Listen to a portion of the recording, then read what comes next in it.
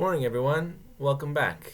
Today is the last section of Unit 6. So, this is the last unit, or this is actually the last lesson that you and I are going to have the honor of sharing together. So, thank you for all of you who've made it this far.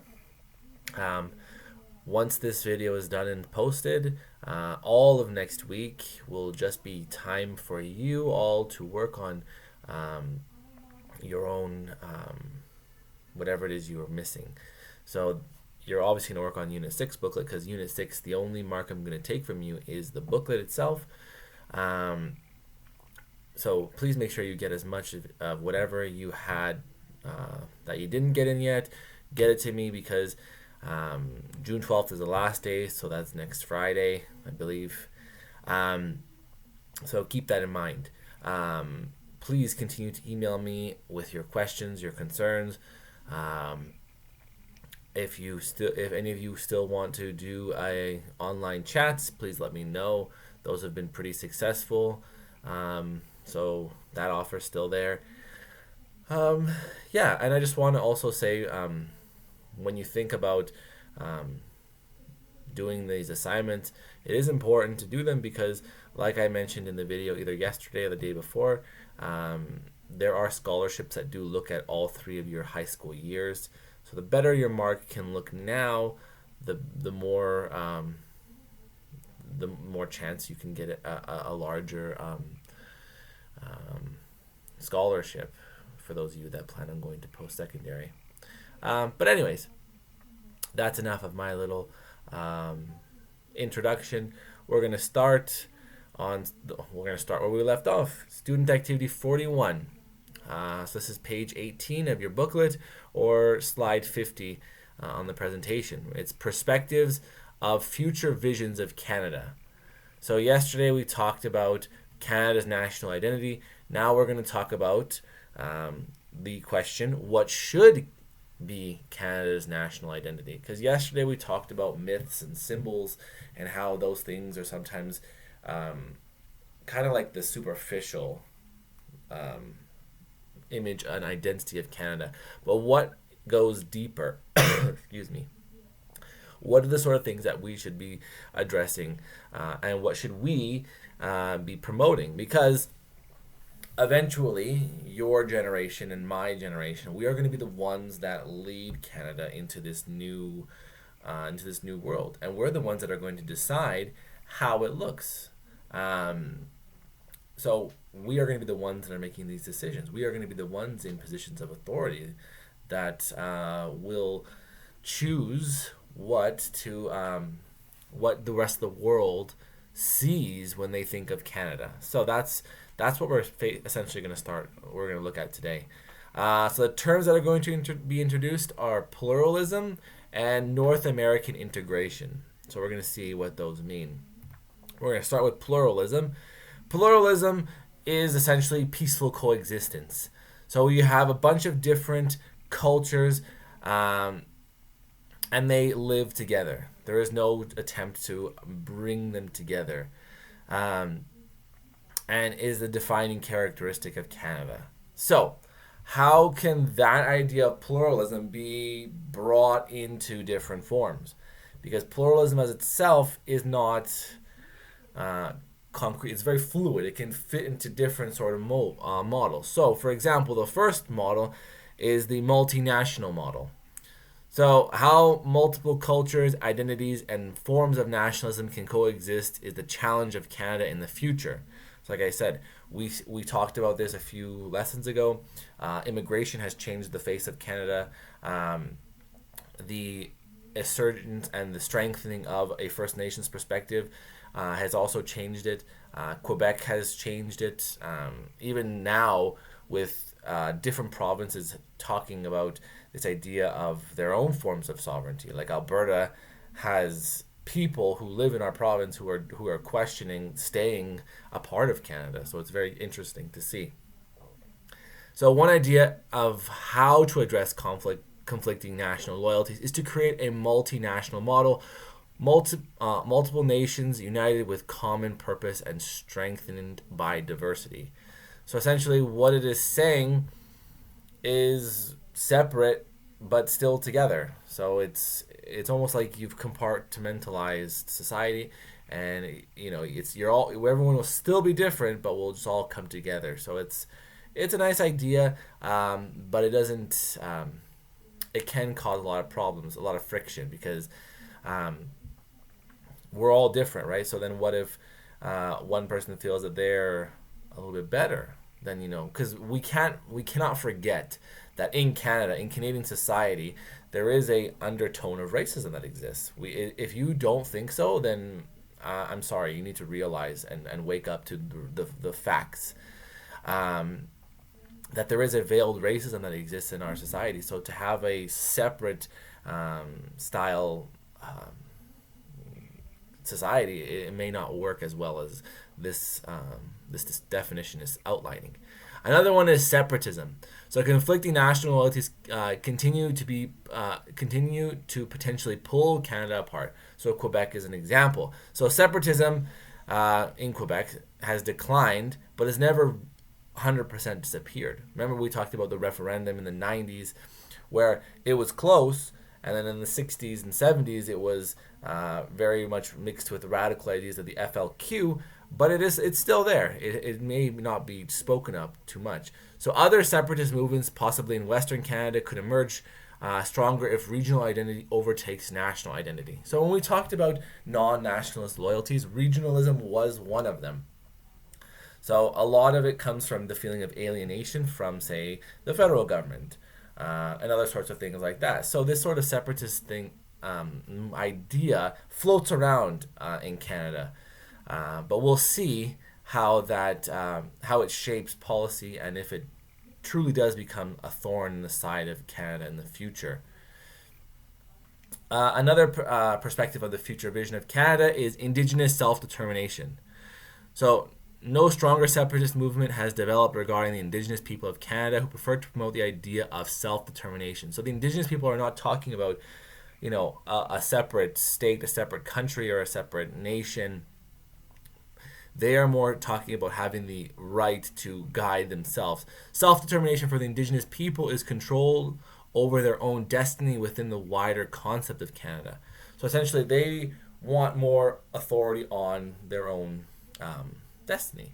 So it includes things like land claims, includes things like hunting, fishing, and trapping rights. It includes things like spiritual rights, religious rights, and even education rights. So these sort of things are what they're advocating for. Despite movements towards separatism now, in the future this could become a reality. So we obviously we're talking about the future, so we don't really know how this can turn out, but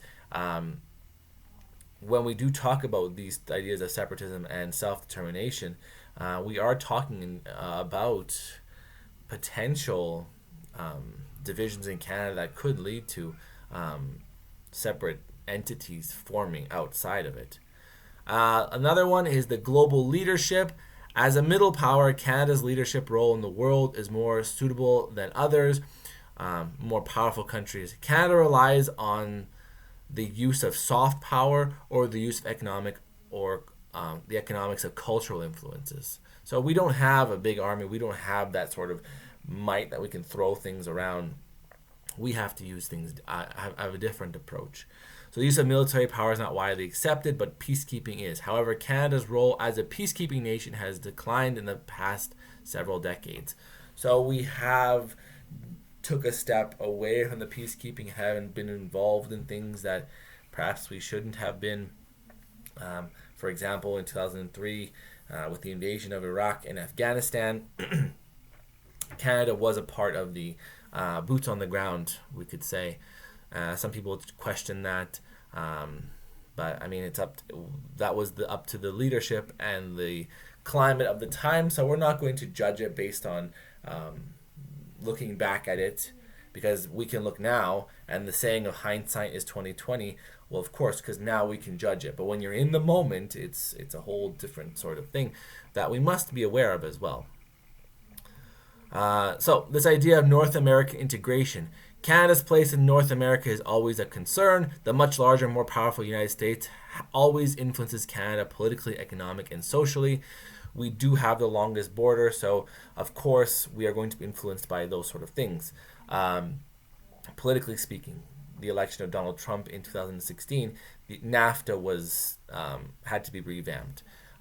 Economically, when there was a crash in 2008, we went along with them because they're our biggest trading partner. And socially, well, I mean, we talked about social media and content in movies and television shows and streaming sites. So, I mean, of course, we're going to be influenced. The end of the 20th century saw the drastic increase in North American integration with NAFTA. The agreement integrated Canada significantly more to the United States and to a lesser extent Mexico. Does Canada lose its own identity with this level of integration? Well, with NAFTA and now the new NAFTA, which I forgot what it's called, like USMCA, something like that. You can look it up. We do lose a lot of it's a free trade agreement, so things can pass more smoothly over the border. It includes people as well. Now I believe you need to have your passport when you cross the border in the United States, but whenever I was a kid, it wasn't that. You just needed a driver's license. So it is a question, but it all depends on where you stand. Does Canada lose its own identity with this level of integration? Some people will say yes because we don't have a say on things like tariffs and taxes on goods. Other people will say, well, no, it's a chance for us to export our own goods into another country to get sort of have our influence impact them as well.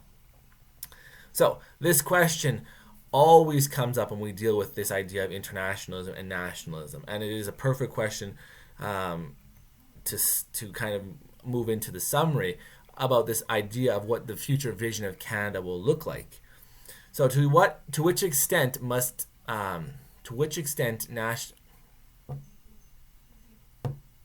nationalism must be sacrificed for the interest of internationalism. Sorry, I was reading it and it wasn't making sense. Essentially what it is saying, how much of nationalism do we sacrifice to promote internationalism? This is a beautiful example of the question that Canada is facing. And I mean, we'll jump right into the summary too of what should be Canada's national identity. Well, it's basically that. Is it nationalism or is it internationalism? If you're talking about pluralism, this multinational model, then you're trying to mix internationalism and nationalism, because that's really what it is. We are a civic nation. We're not a nation of an ethnic nationalism or cultural nationalism. We are a civic nation because we just abide by the same laws. So I mean, that's where you're mixing in this internationalism. But then you look at other things like the North American integration or separatism. These sort of things bring into question Canada's role in the world and Canada's role in its own borders. So, I mean, the summary at the end, it's really up to you. This is your opinion. What should the future of Canada be like? And I mean, we as a generation who are going to inherit the power structure that is left behind by our parents and our grandparents, we're going to make this decision. Whether you're aware of it or not, whether you even care or not, you are going to make a decision either with your actions or with your words or with your non-actions and with your silence. It's up to us to decide. The world is changing. Last year you talked about globalization, so the world is becoming smaller and being more integrated. So what should Canada's role be like in this new world that's going to be created? We can't always look to the past, and we can look to the past for examples, but what we're walking into now is a totally different world. And I mean, take this world right now.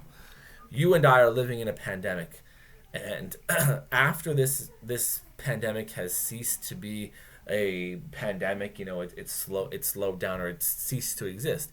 The world cannot go back to the way it was. It cannot, and it will not. And if you think that, then again, I'm apologizing because I'm bursting your bubble. it will be different, forever different. So now we have to decide what that forever different looks like. And you and I, like I said, as the inheritors of this power, not now, but in the future, we're going to be the ones that decide this. So that's it for the video. Continue to work on your stuff. Remember, June 12th is the last day. Please ask as many questions as you like. I am always ready to answer your questions. Although I do want to make one comment. A lot of you send... I have that whenever you request access to these documents, I do that so I can see who's doing it, who's not doing it. You only need to send one. I will send you the... I will accept the request. So if you're sending them at 2, 3, 4 in the morning, obviously I'm not going to... I'm not going to acknowledge it because I'm asleep. So don't send like 4, 5, 6, 7 of them. Just send one. It's okay. I'll respond to it. Okay. So best of luck, and offer still stands. Reach out as much as you can. And there's no such thing as a silly question. Okay. I'll see you later.